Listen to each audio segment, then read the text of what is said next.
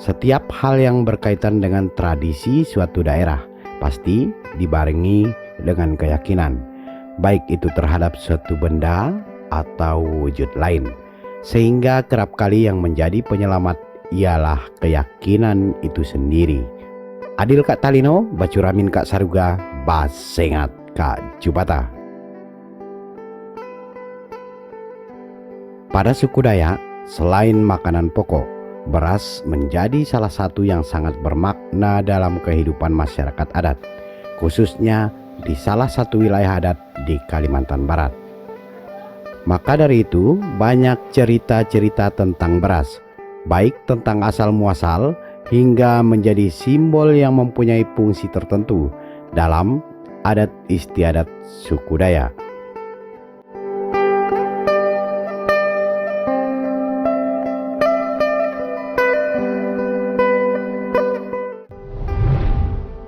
Baras banyu. Baras banyu adalah beberapa butir beras yang dicampur dengan minyak dan disimpan pada suatu wadah. Itulah yang disebut dengan baras banyu dalam bahasa Bangahe. Untuk pembuatan baras banyu memang terlihat sangat sederhana, namun tidak sesederhana makna dan historisnya. Berdasarkan keyakinan dan kepercayaan masyarakat adat dan menurut narasumber, baras banyu berasal dari Jubata. Ia turun dari gunung atau bukit yang biasa juga diistilahkan kadiaman hingga sampai pada manusia dalam wujud beras. Beras banyu turut di bangkine Tanyuk Bungun te kan dari gunung nangnya. Beras banyu memang Jubata. Penggunaan atau pemakaian baras banyu tidak dapat dilakukan oleh kebanyakan orang.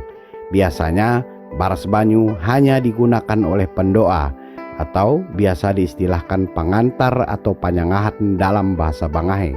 Hal tersebut berkaitan dengan lafal historis baras banyu itu sendiri yang harus diucapkan pada setiap pembukaan doa ngantar. Makna baras banyu diantaranya untuk melindungi serta melunturkan segala aura negatif, terutama yang tidak terlihat oleh mata. Sehingga baras banyu bukan hanya sekedar pelengkap pada perangkat sesaji suatu upacara adat.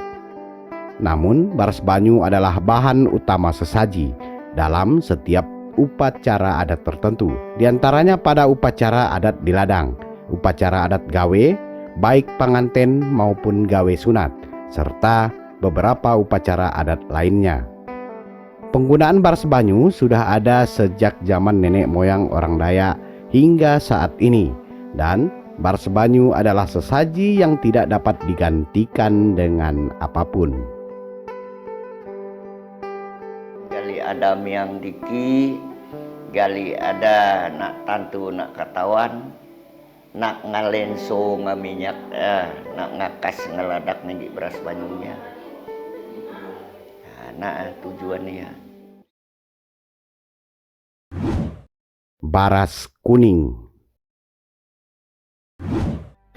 Baras kuning adalah beras berwarna kuning. Beras tersebut sering kita lihat penggunaannya pada situasi tertentu. Misalnya pada saat kita akan melakukan perjalanan, pada saat melepaskan kelompok orang atau rombongan dalam misi tertentu dan sebagainya. Beras kuning digenggam kemudian dilambungkan di atas rombongan atau perorangan dimaksud. Hal tersebut sebagai wujud doa keselamatan bagi yang akan melakukan perjalanan. Harapannya misi dari perjalanan tersebut bisa terlaksana dengan baik dan selamat sampai tujuan. Beras kuning penggunaannya bukan hanya untuk perjalanan, namun ada juga yang memakainya untuk menjaga diri dari kemalangan, sehingga kadang beras tersebut disimpan pada saku dan sebagainya. Pembuatan beras kuning cukup sederhana, yaitu beras dicampur dengan kunyit hingga beras tersebut berwarna kuning. Dan menurut narasumber, berdasarkan cerita tetua zaman dahulu, beras kuning berasal dari raja-raja.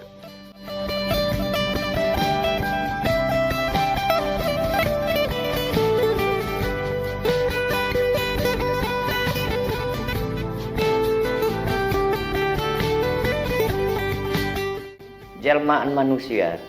Karena ianya beras kuningnya turut di dewa mambang. Di iya dewa-dewa mambang-mambang turut di Tuan Patari. Nya karena suci ya turut di Raja Panggawa. Rumah tangga minta selamat, minta basaliah basalisi man duri onat tunggul pamarak. Nah, beras kuning untuk keselamatan, untuk syukuran kalau beras kuning. Hingga saat ini beras kuning masih dipakai oleh sebagian besar masyarakat adat suku Dayak.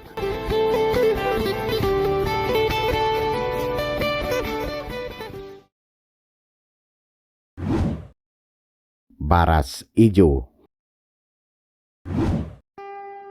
Saudara, pada masyarakat adat suku Dayak, khususnya suku Dayak Subbangahe di beberapa wilayah, terdapat satu jenis beras lagi yang dipercayai mengandung makna dan nilai historis yang mungkin beberapa dari kita belum tahu atau baru mendengar, yaitu baras ijo.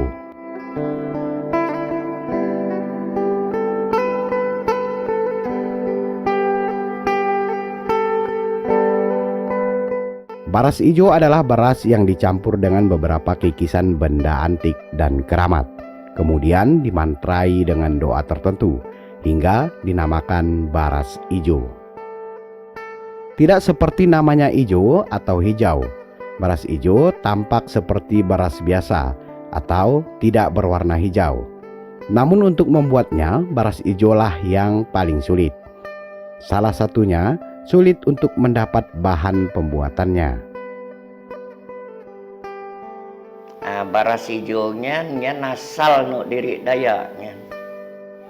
Muat baras ijonya banyak pulunya di ngago.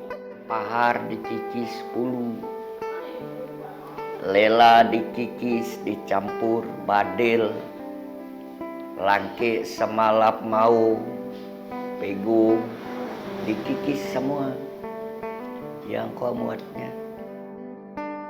Baras ijo berasal dari hantu, yaitu hantu dumun pola buta dalam tanah, dan bisa dimaknai bahwa beras ijo adalah titisan raja hantu karena asal mulanya dari hantu.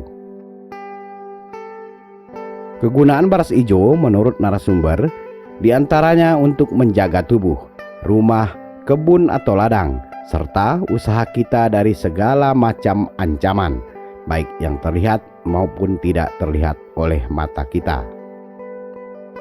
Baras ijo juga dapat digunakan untuk menyumpah seseorang yang telah merugikan atau berbuat jahat pada kita. Misalnya seseorang tersebut telah mencuri harta benda milik kita, maka baras ijo bisa digunakan sebagai bahan untuk ritual dimaksud. Kalau beras ijonya kalumpat asal keturunnya turut di dumun poa buta dalam tanah. Dari buta. Pembuatan baras ijo mesti dilakukan oleh orang tua yang tahu tentang asal-usul dari baras ijo itu sendiri, sehingga kikisan benda-benda antik dan keramat benar-benar menyatu sesuai dengan fungsi beras ijo itu nantinya. Cukup pulu pego, pulu langke, pulu samalam, pulu au, pulu agung, pulu dau, pulu siam jampa, lela rantaka, pulu pahar, pulu badel, pulu karis.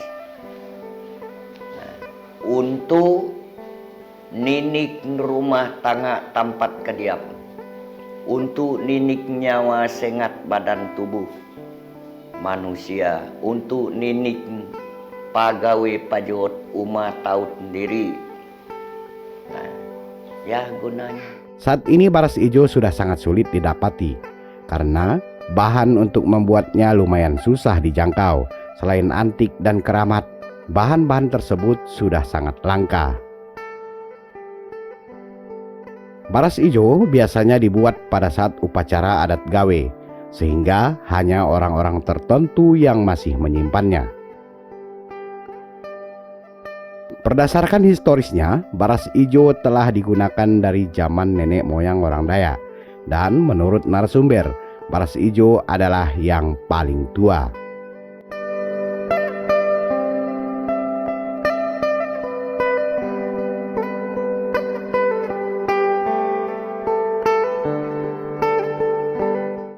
Nah saudara, itu tadi ketiga makna dan asal-usul jenis beras yang sering digunakan oleh suku Dayak, khususnya suku Dayak Subbangahe di salah satu wilayah masyarakat adat.